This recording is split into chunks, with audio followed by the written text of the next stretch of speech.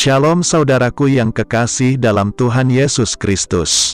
Selamat pagi, salam sejahtera untuk kita semua, dimanapun saudara-saudara berada. Selamat datang kembali di Renungan Kristen pagi hari ini. Semoga saudara semua dalam keadaan sehat selalu, dan kiranya damai dan sukacita oleh Roh Kudus melimpah dalam hati dan kehidupan saudara semua. Sebelum kita mendengarkan renungan firman Tuhan, mari sama-sama kita berdoa. Bapa kami dalam kerajaan sorga, Bapa yang mulia, ajaib, dan penuh kasih sayang. Bapa yang kami muliakan, di dalam nama Tuhan Yesus Kristus. Kami mengucap syukur Tuhan, oleh karena perlindungan-Mu di sepanjang malam, hingga pagi hari ini. Kami boleh bangun dengan tubuh yang sehat, kuat, dan diberkati Tuhan. Pada pagi hari ini, kami mau mendengarkan firman-Mu, berbicaralah ya Tuhan, jamah hati kami, berikan kami pengertian, untuk dapat memahami firman-Mu, dan dapat kami lakukan di sepanjang kehidupan kami. Terima kasih Tuhan, dalam nama Tuhan Yesus kami berdoa. Amin. Saudaraku, ayat renungan kita pada pagi hari ini, terdapat dalam kitab Roma pasal 4, ayat 18-25, yang berbunyi demikian. Sebab sekalipun tidak ada dasar untuk berharap, namun Abraham berharap juga dan percaya, bahwa ia akan menjadi bapa banyak bangsa, menurut yang telah difirmankan, demikianlah banyaknya nanti keturunanmu. Imannya tidak menjadi lemah, walaupun ia mengetahui, bahwa tubuhnya sudah sangat lemah, karena usianya telah kira-kira 100 tahun, dan bahwa rahim Sarah telah tertutup. Tetapi terhadap janji Allah, ia tidak bimbang karena ketidakpercayaan, malah ia diperkuat dalam imannya, dan ia memuliakan Allah, dengan penuh keyakinan, bahwa Allah berkuasa untuk melaksanakan apa yang telah ia janjikan. Karena itu, hal ini diperhitungkan kepadanya sebagai kebenaran. Kata-kata ini, yaitu, hal ini diperhitungkan kepadanya, tidak ditulis untuk Abraham saja, tetapi ditulis juga untuk kita, sebab kepada kita pun, Allah memperhitungkannya, karena kita percaya kepada Dia, yang telah membangkitkan Yesus, Tuhan kita, dari antara orang mati, yaitu Yesus, yang telah diserahkan karena pelanggaran kita, dan dibangkitkan karena pembenaran kita. Saudaraku, pengharapan yang teguh adalah pengharapan yang didasari landasan yang tak tergoncangkan. Pengharapan hidup, karena adanya janji yang tak bisa dibatalkan oleh apapun. Hanya Allah yang janjinya tidak bisa dibatalkan oleh apapun, maka janjinya adalah kepastian, yang selamanya tidak akan berubah.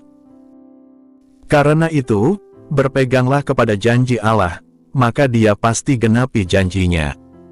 Berharap kepada janji Allah, adalah pengharapan yang pasti.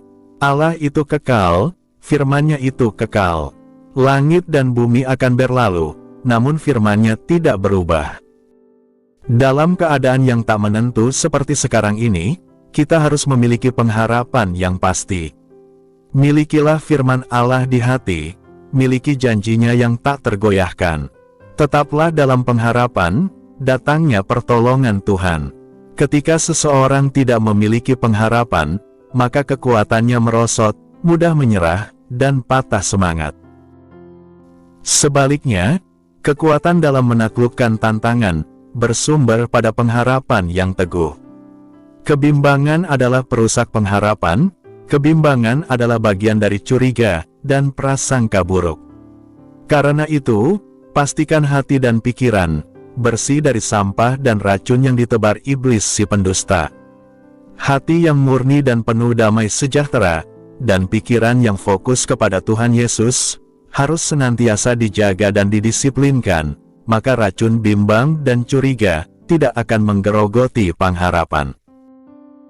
Dalam kitab Filipi pasal 4, ayat 8, menegaskan, supaya pikiran kita terus-menerus diisi perkara kebenaran dan keadilan, yang suci dan baik, dan terpuji. Kitab Amsal pasal 4, ayat 23, memperingatkan, agar hati kita senantiasa murni, dan mengalirkan aliran kehidupan yang murni. Dalam kitab Kolose pasal 3, ayat 1 dan 2, mendorong kita untuk mencari perkara di atas, di mana Kristus ada bersama Allah Bapa. Pikirkanlah perkara surgawi, bukan perkara duniawi. Dan dalam kitab Roma pasal 12, ayat 2, menasihati kita untuk mengalami penyelarasan dengan pikiran Kristus. Abraham tidak menaruh pengharapan kepada perkara jasmaniah, meskipun tidak ada dasar apapun secara jasmani yang bisa diharapkan, dia tetap kuat.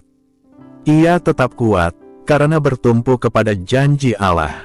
Abraham karib dan mengenal Allah melalui pengalaman dan kesetiaannya dalam mengikut Tuhan. Dalam kitab Roma pasal 4, ayat 17, menyatakan, Abraham mengenal Allah sebagai Allah yang menciptakan dari tidak ada, menjadi ada, dan membangkitkan yang mati, hidup kembali. Itulah keyakinannya dan pengenalannya akan Allah. Ketika Tuhan berjanji, dia total berpegang kepada janji Tuhan, tidak memperdulikan apa kenyataan fisiknya. Abraham dikuasai kebenaran firman, bukan oleh kenyataan secara jasmaniahnya. Inilah iman tanpa kebimbangan, memegang janji firman, sampai digenapi seluruhnya, walau kenyataan, di depan mata seolah tidak sesuai dengan harapan. Abraham semakin kuat, berharap akan kegenapan janji Allah. Apa yang dipercayainya dengan penuh keyakinan, itulah yang diterima dalam pewujudan yang penuh. Abraham menjadi bapa banyak bangsa, bapa orang beriman. Karena itu, mari kita berpegang dan mengandalkan firman Allah. Pegang janjinya, yang berkuasa mengubah kehidupan kita, dan membalikkan keadaan buruk menjadi baik. Setiap firman Tuhan yang keluar dari mulut Allah, tidak akan kembali dengan sia-sia, penuh kuasa, mewujudkan yang dikatakannya. Karena itu, janganlah lupa untuk merenungkan, dan memperkaatkan firman Tuhan, karena firman-Nya membangkitkan pengharapan, dan membuat iman menjadi teguh. Kita adalah keturunan Abraham secara rohani, hidupilah teladan iman Abraham. Amin. Tuhan Yesus memberkati. Demikianlah renungan firman Tuhan pada hari ini. Semoga menjadi berkat bagi kita semua. Dan sebelum kita memulai segala aktivitas di pagi hari ini, mari kita berdoa. Bapa kami yang di surga, Bapa yang kami panggil dalam nama Tuhan Yesus Kristus, kami bersyukur Tuhan atas pertolongan-Mu, penyertaan-Mu, dan atas berkat-Mu dalam hidup kami. Kami berbahagia dan bersyukur atas kebaikan Tuhan pada hari ini.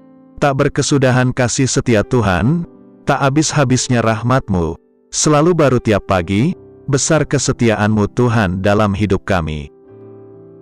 Terima kasih buat firman-Mu pada hari ini ya Tuhan. Kami mau selalu belajar dan terus belajar tentang firman-Mu.